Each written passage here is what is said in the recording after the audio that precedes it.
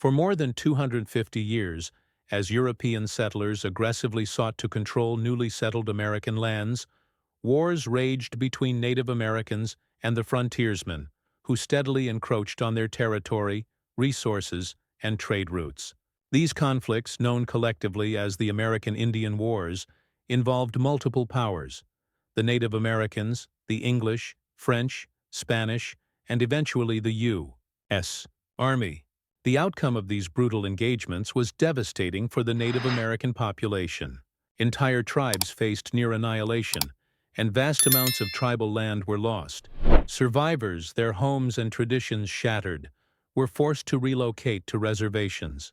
In this episode of Native Journal, we delve into some of the most pivotal moments of these tragic wars, unearthing the stories of both unimaginable struggles and the remarkable resilience of the Native American people.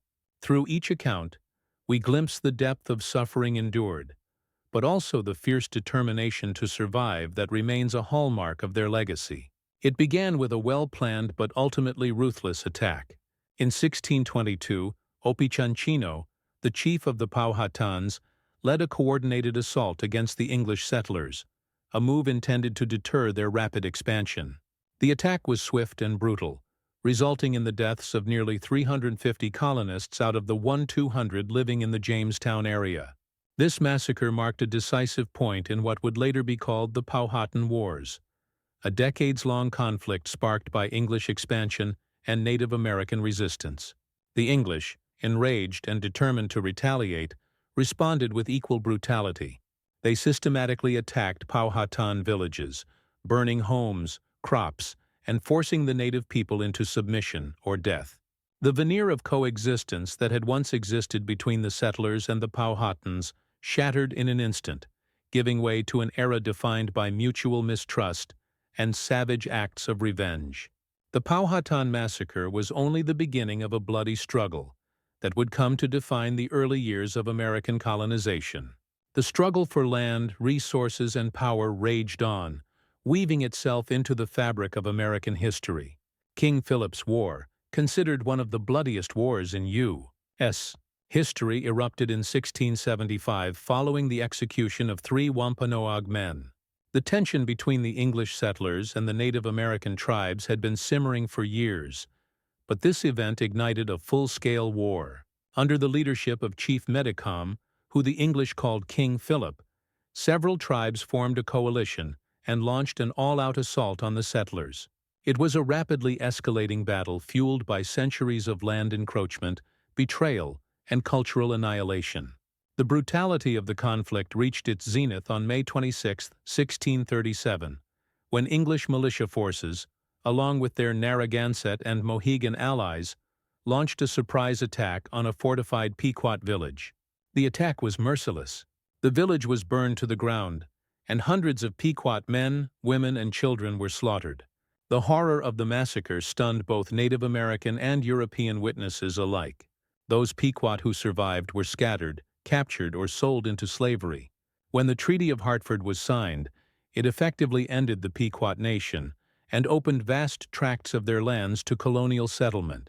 This violent precedent set the tone for how the English would handle Native American resistance for generations to come, with future conflicts escalating in brutality and devastation. As the wars against Native Americans spread across the continent, another bloody series of conflicts unfolded: the Beaver Wars.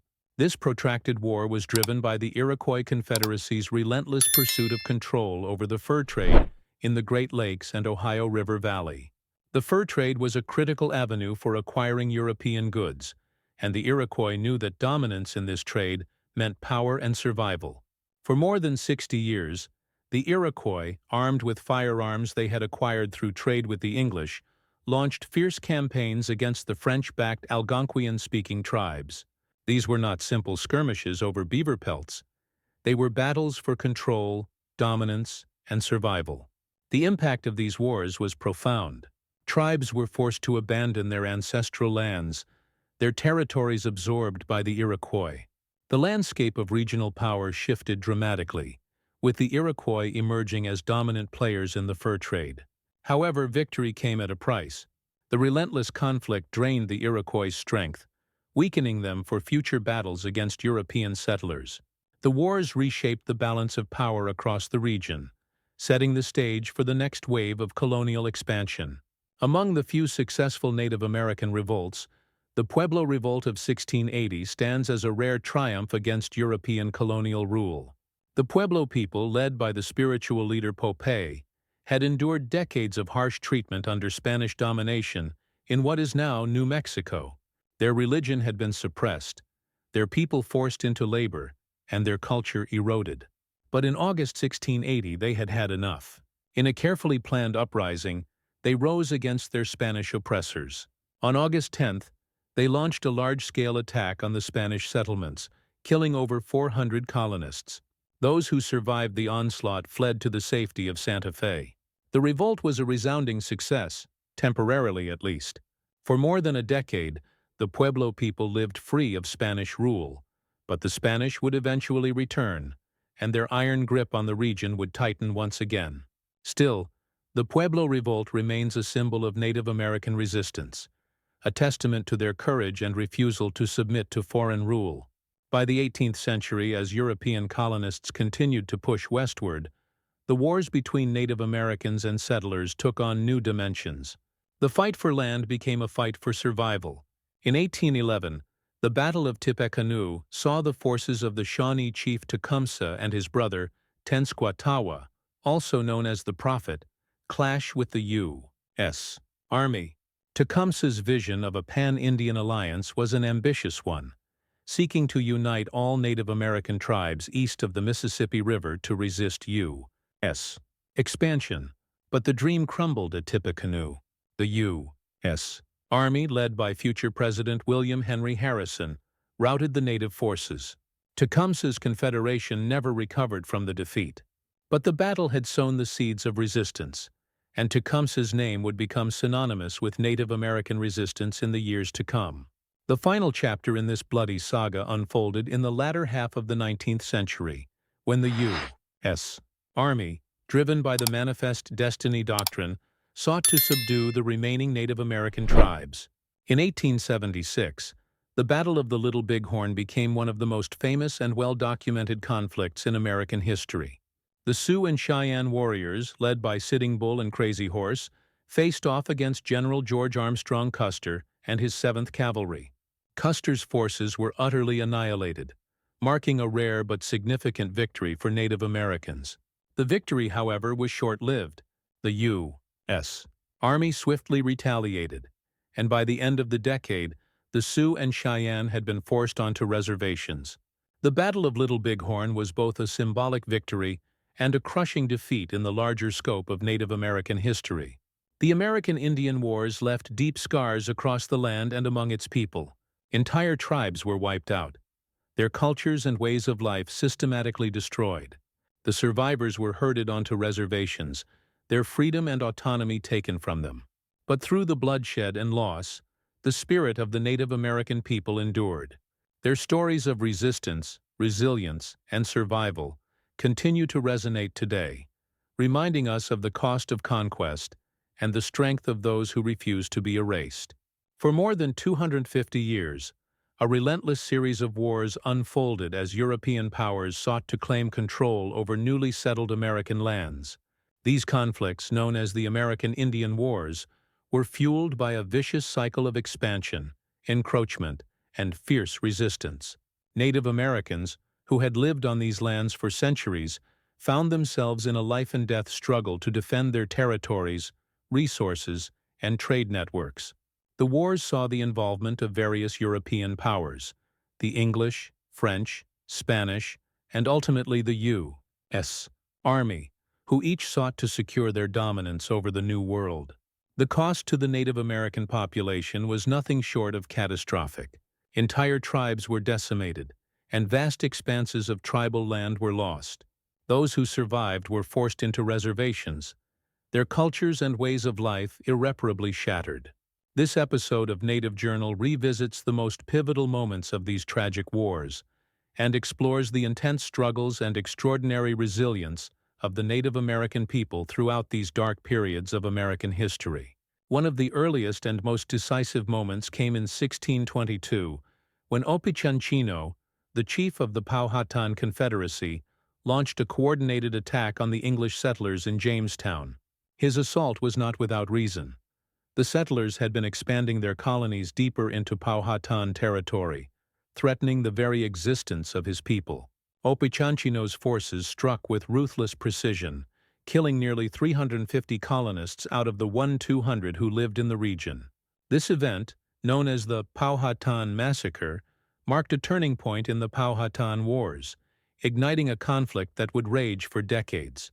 The English, shocked by the brutality of the attack, responded with a campaign of relentless vengeance. They systematically attacked Powhatan villages, burning homes, destroying crops, and driving the native population from their lands.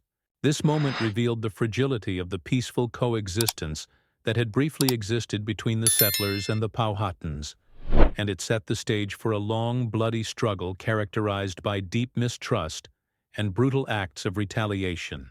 As European settlers continued to spread across the American continent, the conflicts over land and resources only escalated. One of the most violent of these confrontations was King Philip's War, which erupted in 1675.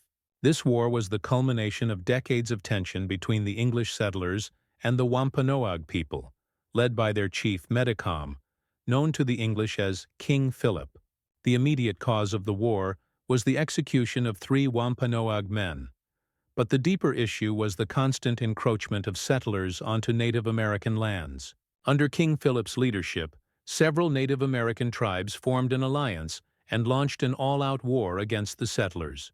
The conflict reached a horrific climax on May 26, 1637, when English militia forces, along with their Narragansett and Mohegan allies, attacked a fortified Pequot village. In a single devastating assault, the village was burned to the ground, and hundreds of Pequot men, women, and children were slaughtered. The brutality of the attack shocked witnesses on both sides, and the Pequot nation was all but destroyed. Those who survived were either scattered or sold into slavery, and the Treaty of Hartford officially ended the Pequot as a nation, opening their lands to further colonial expansion. As European powers continued to fight for control of the continent, the Native American tribes found themselves increasingly caught in the middle of their rivalries. The Beaver Wars, which raged for more than 60 years, were driven by the Iroquois Confederacy's desire to control the lucrative fur trade in the Great Lakes and Ohio River Valley. Armed with firearms obtained through trade with the English, the Iroquois launched a series of devastating attacks against French-backed Algonquian-speaking tribes. The wars were not just about controlling the beaver pelts that were so highly prized in Europe. They were about power, survival, and dominance. The Iroquois emerged from the conflict as the dominant force in the fur trade, but the cost was high. The wars drained their strength and left them vulnerable to future attacks by European settlers.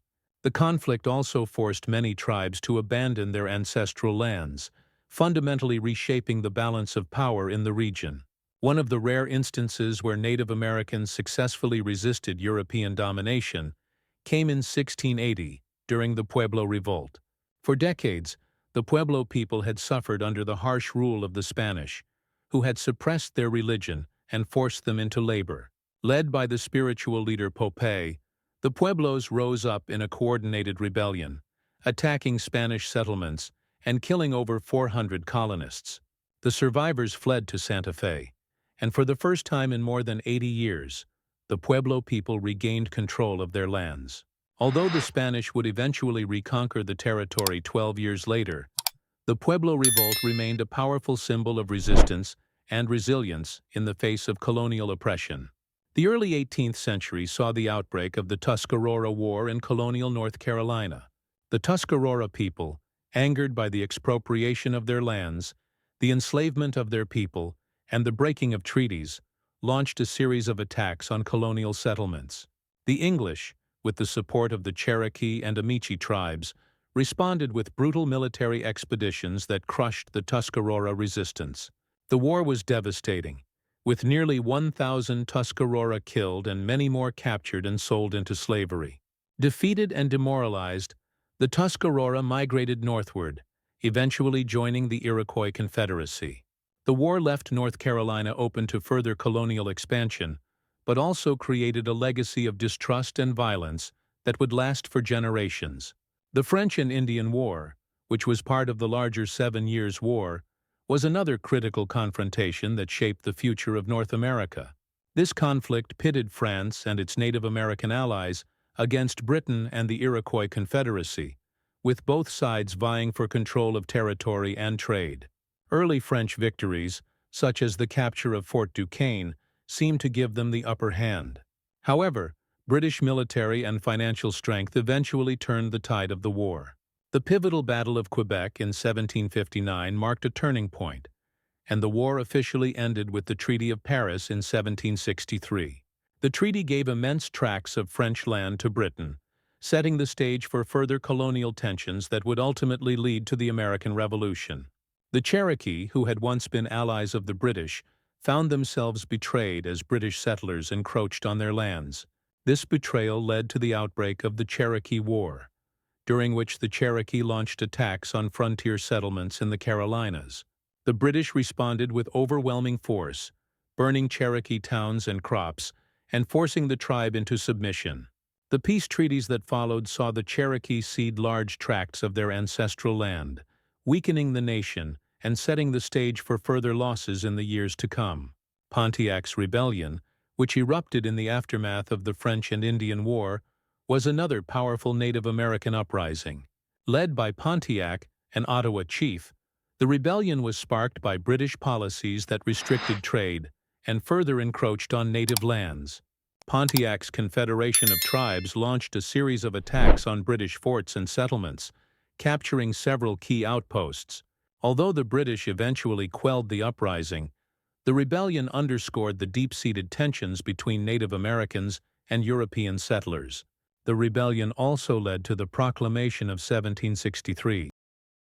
Stabilize relations by confining colonial expansion to the east of the Appalachian Mountains. However, few settlers adhered to this policy, and the cycle of violence continued. The Chickamauga-Cherokee Wars were among the last major Native American conflicts in the eastern United States.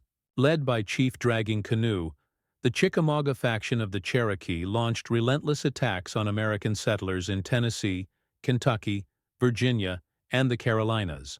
Despite their fierce resistance, the Chickamauga were ultimately outnumbered and outgunned by the colonial militias. By 1794, after years of bloody conflict, the Cherokee were forced to cede huge tracts of land in exchange for peace. The survivors were later forced to relocate to Oklahoma during the infamous Trail of Tears, one of the darkest chapters in American history.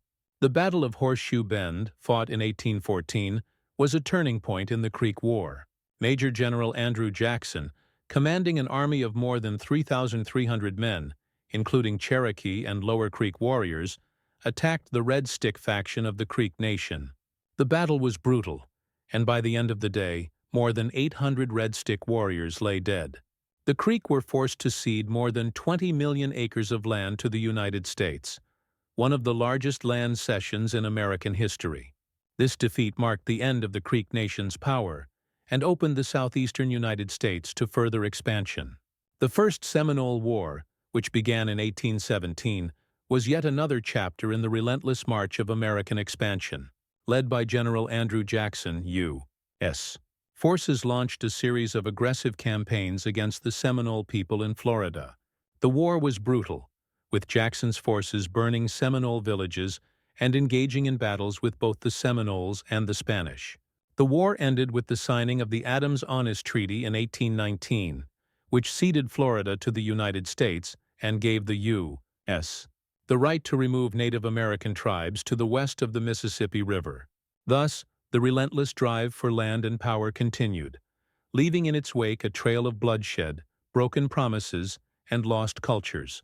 For centuries, the story of the Native American struggle against European colonization was marked by a series of tragic and brutal conflicts. These wars, driven by the relentless expansion of the United States and the desire to claim indigenous lands, left a profound scar on the history of both the Native American tribes and the nation as a whole. One of the earliest of these conflicts, The Arikara War broke out on June 2, 1993, when the Arikara tribe, exasperated by the constant intrusion and broken promises of American trappers, launched an attack on a group working with the Rocky Mountain Fur Company. The Arikara killed approximately 15 trappers, an act of defiance that did not go unanswered. The U.S. military, allying with the Sioux, retaliated by attacking the Arikara. After a brief but fierce fight, the Arikara retreated to their fortified village. The village was bombarded and burned, weakening the Arikara substantially. They survived the assault, but a devastating smallpox epidemic in 1830 further reduced their numbers, marking yet another tragic episode in the long series of battles between native tribes and the encroaching U.S. government. Another devastating conflict was the Second Seminole War, the longest and most expensive of the Indian Wars. It erupted from U.S. efforts to forcibly remove the Seminoles from their reservation in Florida to Indian Territory west of the Mississippi River. The war stemmed from the failure of the Seminoles to observe the terms of the Treaty of Payne's Landing, a treaty they argued had been signed under threat of violence. Refusing to abandon their lands, the Seminoles, under the fierce leadership of Osceola, engaged the U.S. in a guerrilla war. Using the dense Florida swamps to their advantage, they launched ambushes and harried the U.S. forces. But despite their determined resistance, the superior numbers and resources of the U.S. military wore them down. By the time the war ended in 1842, over 3,000 Seminoles had been forcibly removed from Florida, and fewer than a few hundred remained, hiding deep in the refuge of the Everglades. The Third Seminole War, also known as the Billy Bowlegs War, was the last of 3 wars fought by the Seminoles against the United States. By the 1850s, only a small number of Seminoles remained in Florida, but they still resisted U.S. attempts to remove them. The war was marked by sporadic skirmishes and raids led by the Seminole leader Billy Bowlegs. Despite the small scale of the conflict, the U.S. government was determined to uproot the last of the Seminole resistance. In 1858, after years of intermittent fighting, Billy Bowlegs and his followers were offered monetary incentives to relocate to Indian Territory, now present-day Oklahoma. When they left, the last organized Seminole resistance in Florida came to an end, reducing the tribe's numbers in the state to just a few dozen. The Black Hawk War, a brief but violent conflict, broke out in 1832 when Sauk warrior Chief Black Hawk led a coalition of tribes across the Mississippi River from Iowa into Illinois to reclaim their ancestral land, which had been ceded to the U.S. government against their will. Black Hawk hoped to resettle his people peacefully, but tensions escalated into violence. The U.S. military, aided by state militias and native allies, launched a series of attacks on Black Hawk's band. Several future American leaders, including Abraham Lincoln, Zachary Taylor, and Jefferson Davis, took part in the conflict. The war ended with the defeat of Black Hawk's forces at the Battle of Bad Axe, and the resulting peace treaties ceded nearly the entire Northwest Territory to U.S. settlers, forcibly removing Native American tribes from the region. The Comanche War of 1840 was one of the most significant and deadly conflicts between the Comanche, the most feared Native American group on the Great Plains, and the Republic of Texas. The Comanche, who had long dominated Central and West Texas, fiercely resisted the encroachment of frontiersmen into their lands. By 1840, however, the Comanche had been decimated by smallpox and by continuous wars with other tribes, such as the Arapaho and Cheyenne, as well as battles with the Texas Rangers. In an attempt to negotiate peace, Comanche leaders met with Texas officials in San Antonio to discuss the return of white captives. However, the meeting devolved into violence during what became known as the Council House Fight, in which 35 Comanche were killed and 30 more were taken prisoner.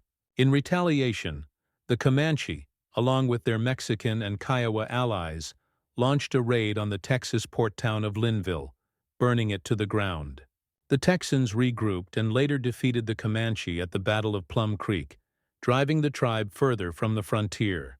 The Great Plains continued to be a flashpoint for conflict as tensions escalated between settlers and the Cheyenne and Arapaho tribes. One of the most infamous incidents occurred on November 29, 1864, when Colonel John Chivington led 675 volunteer soldiers in an attack on a village of Cheyenne and Arapaho at Sand Creek, Colorado. The village, home to about 750 people, was mostly defenseless, consisting largely of women, children, and the elderly. Despite the villagers fleeing in terror, the soldiers pursued them, killing approximately 230 people. Many of the victims were brutally mutilated, and the following day, the soldiers returned to desecrate the bodies further. This atrocity, known as the Sand Creek Massacre, sent shockwaves across the nation and remains one of the darkest moments in U.S. history. One of the few conflicts in which Native American forces secured a decisive victory over the United States was Red Cloud's War. Named after the Oglala Lakota chief Red Cloud, the war erupted after the discovery of gold in Montana led to the construction of the Bozeman Trail, which passed directly through the hunting grounds of the Oglala Lakota, Arapaho, and Cheyenne.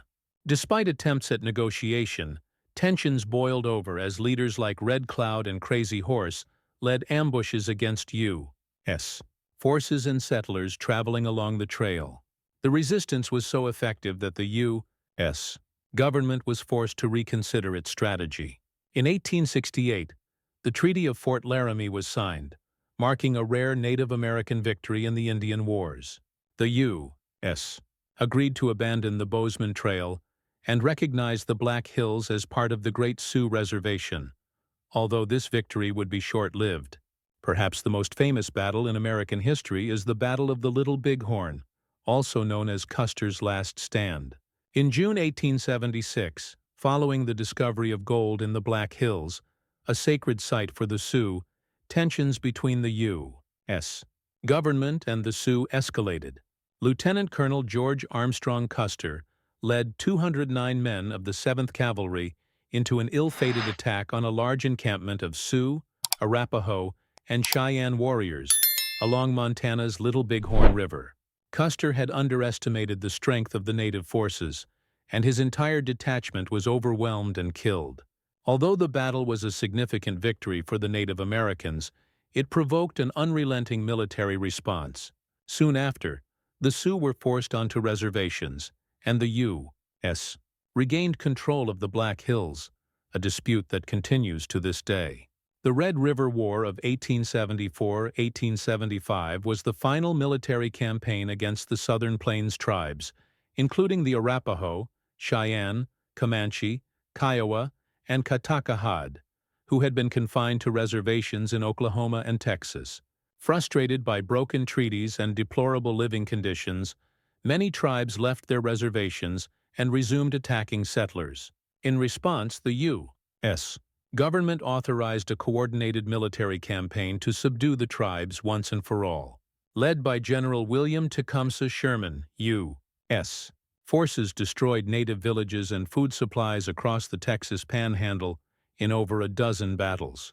By the spring of 1875, the superior numbers and tactics of the U.S. military forced the remaining tribes to surrender, effectively ending organized Native American resistance in the Southern Plains. The Wounded Knee Massacre in 1890 marked one of the last tragic events in the centuries-long conflict between the U.S. government and Native American tribes. By this time, the Ghost Dance movement, which promised the return of the buffalo and the removal of white settlers, had spread among many tribes, including the Lakota Sioux. The U.S. government viewed the movement as a threat. After the death of Lakota leader Sitting Bull at the hands of Indian police, tensions heightened further. On December 29, 1890, U.S. military forces attempted to disarm a group of Lakota at Wounded Knee Creek. A scuffle broke out, and what followed was a one-sided massacre. Over 300 Lakota were killed, many of them women and children. The massacre is widely considered the end of the Indian Wars, and is remembered as a symbol of the violent repression of Native American cultures by the U.S. government. Despite the Medals of Honor awarded to U.S. soldiers involved in the massacre, The legacy of Wounded Knee remains a painful reminder of the struggles faced by Native Americans. Although the wars have long ended, the fight for Native American rights continues. The legacy of these wars is one of resilience, survival, and a rediscovery of cultural identity. Native American tribes, having endured unimaginable hardship, are now revitalizing their cultures, advocating for their rights, and seeking recognition for the wrongs of the past. Though the history is fraught with tragedy, the strength of Native American communities today promises a future of hope and renewal. Thank you for watching. Please subscribe for more historical content, and we'll see you in our next video.